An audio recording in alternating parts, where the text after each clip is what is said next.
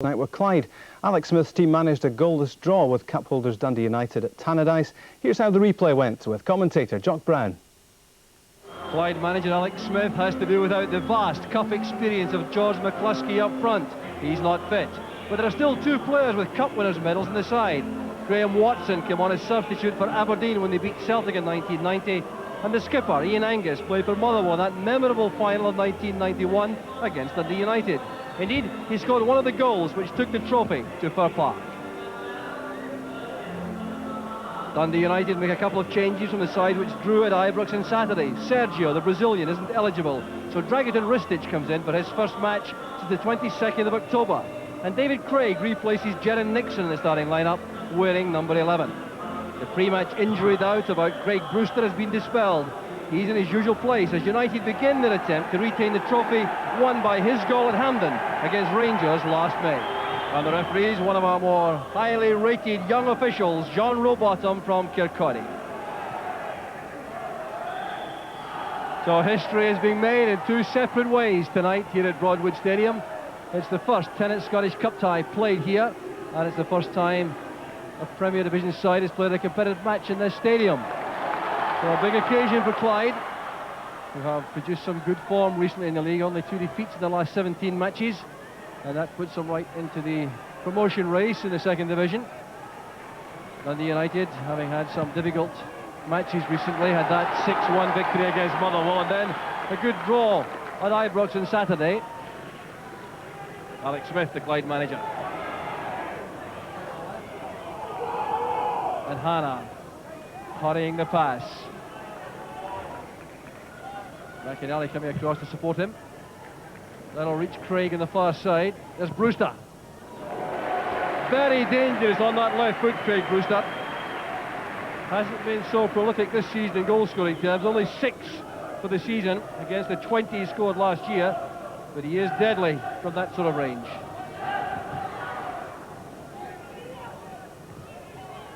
Hannah's header.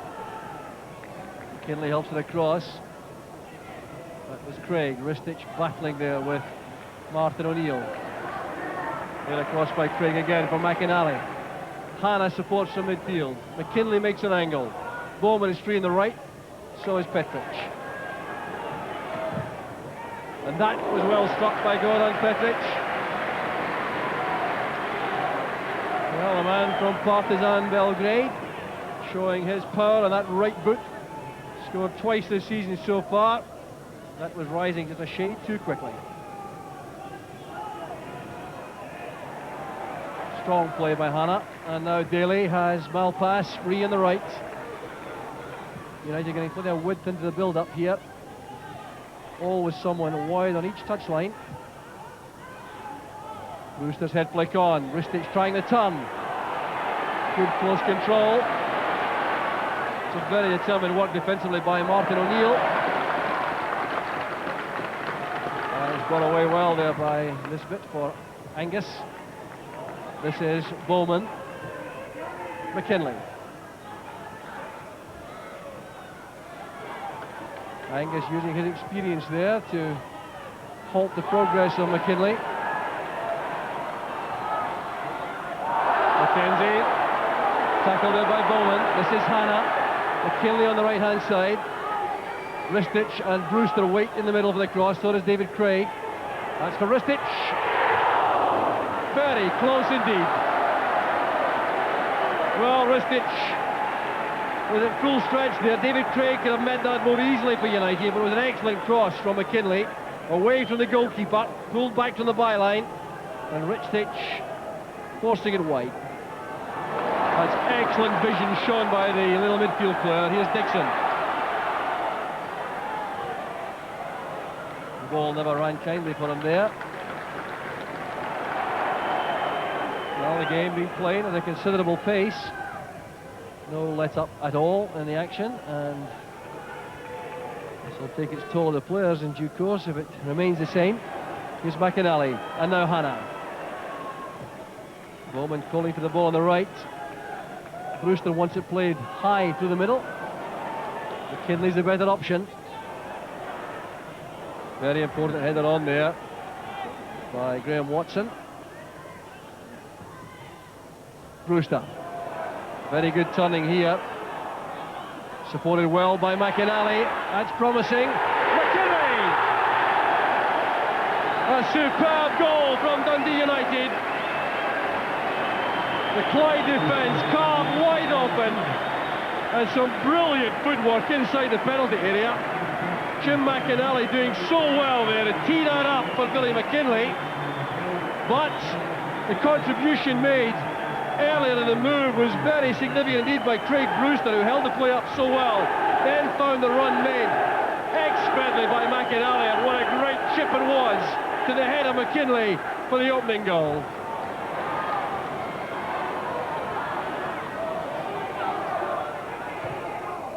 Dixon moved extremely well there, but the covering play of Jim McInally, very important. Well, he may have had his dispute with the club this season, McInally, but it certainly hasn't affected his on-field performances. Parks back to Knox. Angus in space. Well, that's intelligent, I think, by Angus, because any high ball played from a deep position wouldn't trouble that defence, I reckon. That's a possibility. Parks with a shot. Knox was caught. That's a penalty. Malpass caught him coming inside. Now the credit is due to Keith Knox there for the positive way he attacked the ball.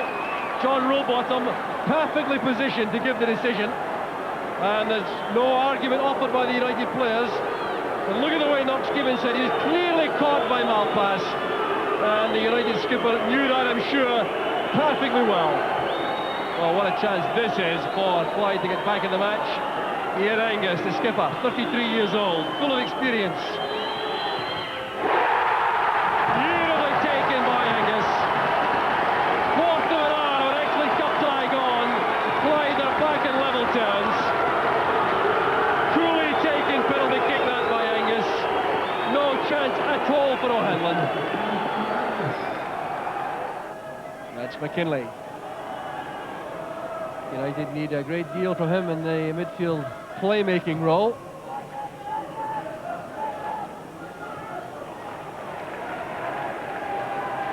Here's David Craig in space. Running straight into Nisbet. Now Knox. Good running up front there by Parks. Confident enough to take on Petrich. That's a very well-timed tackle though. Gordon Parks, 22 years old, joined the club from Shettleston Juniors 3 years ago. Back here with Angus. Now Dixon. Well, what the effort that from John Dixon. He had to take that first time in the ball. He didn't have any chance at all of beating O'Hanlon. He's being so closely marked there by Malpass. That was Petrich. And now Ristich. McInally. Bowman. Clyde doing well again in midfield, forcing United to go backwards. They have matched up extremely well in that area, Clyde. Very busy players, youngsters like Ian Nisbet here in possession. Number 4, Martin O'Neill, number 2. Supported by Keith Knox on one flank, and Alan McKenzie on the other. That's fine, he loses running by Parks. Too high for Knox. McKinley left with no option. Well, that will give Clyde even more confidence. And Gordon Parks is certainly proving himself to be a thorn in the flesh of this United defence. Little striker, very lively and brisk, headed by Knox. Well, one inside the area by Craig, who stays back as Clyde maintain the pressure. Watson, in goes Knox. A very important clearing header by Bowman, although the whistle has gone for a free kick against Keith Knox. Doing a bit of pushing to get the better of Bowman. But again, a moment of anxiety, without question, for Dundee United, as that was pitched in by Graham Watson. Knox attacking the ball a shade too vehemently, clambering on the shoulders of Bowman.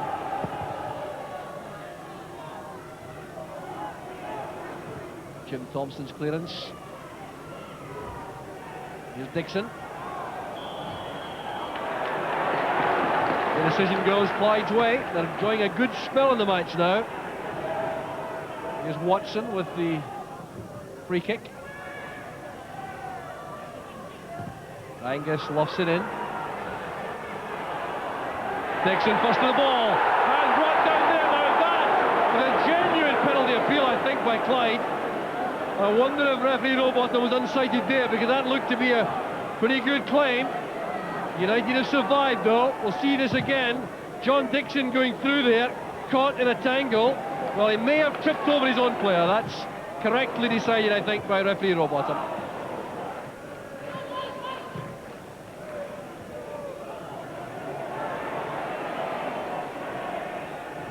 Malpass did well. Sharp pass to McKinley. Martha O'Neill closing him down so swiftly again. Parks trying to keep that in play. Good running, determined play by the youngster. Just out of reach for Nisbet, but here's Knox. Well, a spirited display from Clyde. Really do deserve immense credit for the way in which they performed in this opening half hour. Well, so it's good work done by Parks to retrieve this in the first place. They're whipping us across. Nisbet was in full cry there. It was just out of reach for him. And then Knox was on the rebound.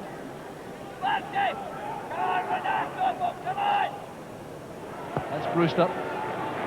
McInally again available in midfield. David Craig goes past him on the outside. That's for Ristich.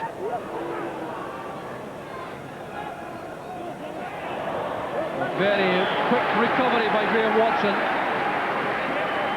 Well, he was very much alive to that move, and it was just as well for Clyde. McKinley's corner kick. Petric was there, and it's played on the rebound. It looked like David Craig who got the last touch. He takes the congratulations. Well, the aerial power of Dundee United was always a major threat to Clyde. Never better exemplified than this. McKinley's corner kick. Petric leaping for this. Off the crossbar it goes.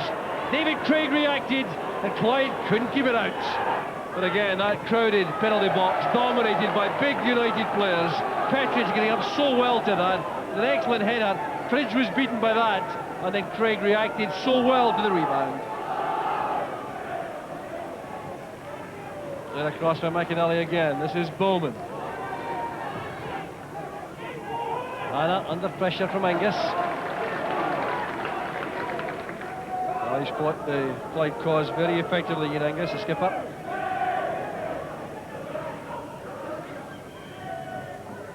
O'Neill crashing into Brewster. Well, Martin O'Neill's principal task in this first half has been to look after the talents of Billy McKinley. He's done that very effectively indeed for the most part, but it was Brewster who was the victim of his challenge that time. Free kick's taken quickly. McKinley flights it into the far post area. Up goes Craig. It's in for the third. David Hanna claims the last touch. A killer blow perhaps from Dundee United right on half-time. Hanna takes the congratulations of his teammates. McKinley playing this in. Craig attacks it well to win it, and there was a touch on by Hanna with a minute of stoppage time at the end of the first half, and David Hanna makes it a 2-goal cushion for Dundee United. And it's the last action of the first half in which the scoreline does massive credit to Clyde, who contributed so much to an excellent game. At half-time, it's Clyde 1, Dundee United 3. It's undoubtedly been a major task in the interval for Alex Smith, the Clyde manager, to instill some belief in his side again. They can come back into this match, because having done so well for long periods in the first half, they go in 3-1 down at half-time, and these young players particularly may be a little bit demoralised by that. So their performance early in the second half will tell us a great deal, I think. Nisbet eased out of that by Malpass.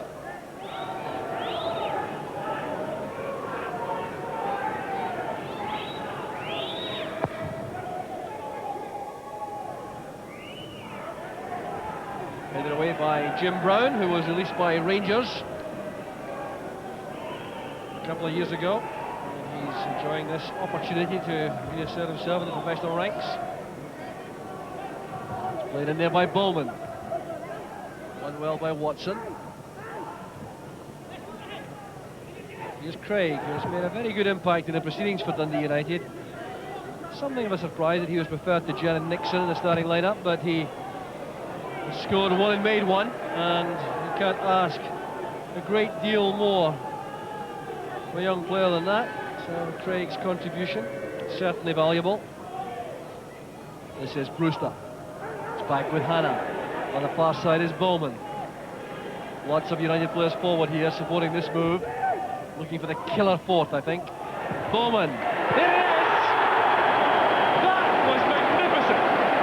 Absolutely outstanding, the goal from Dave Bowman. And they really don't come any better than this. And Dave Bowman, by no means a prolific goal scorer, it's his first of the season, you'd hardly believe that. Plays it forward there to wristage, the back heel into his path, and the thundering shot into the top corner.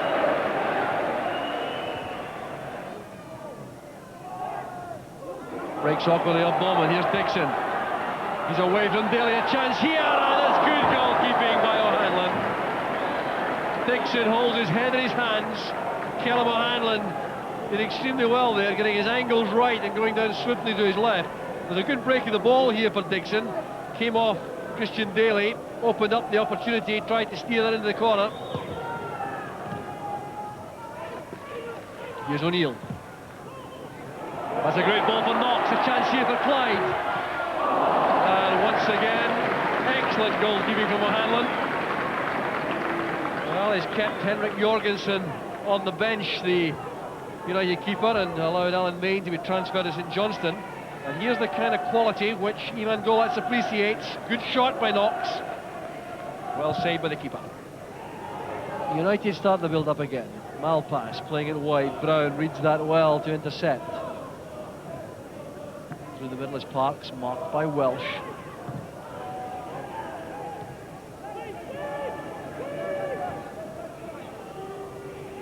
Angus has an option ahead, and Knox. They wanted Angus to continue that run. At this stage in the match, with 5 minutes left, that's asking rather a lot of the fullback. Here's Nixon again. Still in possession, a chance for the fifth. And that was brilliant. Well, there's always that lots of anticipation around the stadium when Jaron Nixon goes a run like that. But it's goal number 9 of the season for the man from Trinidad, with 5 minutes of the match remaining. Going right across on a diagonal run, goes past virtually the entire Clyde back four, steadies himself to knock that beyond Lesfridge. It really was a splendid goal, fit to grace any setting. Well, referee John Rowbottom, I suspect, will not add on too much time for stoppages with the game so clearly and decisively won by Dundee United. And indeed, he brings the match to an end. The holders go through, and they go through the end in some style after a spirited first half from Clyde. But the gem of the evening, undoubtedly provided by Dave Bowman, who scored a goal, really, which was in the Jurgen Klinsmann class. His first of the season, linking with Dragutin Ristic and thundering that bullet into the top left-hand corner. But United in the end, good value for the victory. But for Clyde, still credit for a fighting performance. Clyde 1, Dundee United 5. We always score in the great goals, so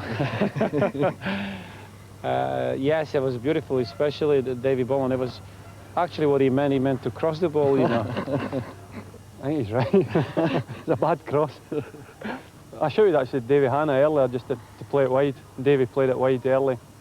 I played it into Ricky and just went for the 1-2 really. Ricky did really well, actually flicked it. And just when you close your eyes, it shows you what happens. Ends up in the net. Derek, Jurgen Bowman did well, didn't he? I think he'll close his eyes a bit more now. I keep going on about attitude, you know, of the bigger clubs when you play the smaller clubs. And I think Dundee United took that onto the field from Saturday. They played well at Ibrox. Maybe 5-1 flattered them a little bit, but they were well on top there, weren't they? And surprise, surprise, Ivan Golats thinks they'll go back to Hampden and win it again. Well, why not? I think they all laughed at him last season when he said he would go in and win the cup, and look what happened then. But as Derek said, Alec, it was a potentially difficult tie for them, wasn't it, where you don't win too much by actually winning the game. It wasn't. It looked as if Clyde gave, you know, all they could in the first half, and United have got the cushy, you know, lead at half-time, which is, you know, giving them all the confidence they need for the second half, you know, and I think it was it was all over for Clyde at half time. It brought back horrendous memories for me, right enough, so you know the goals going in.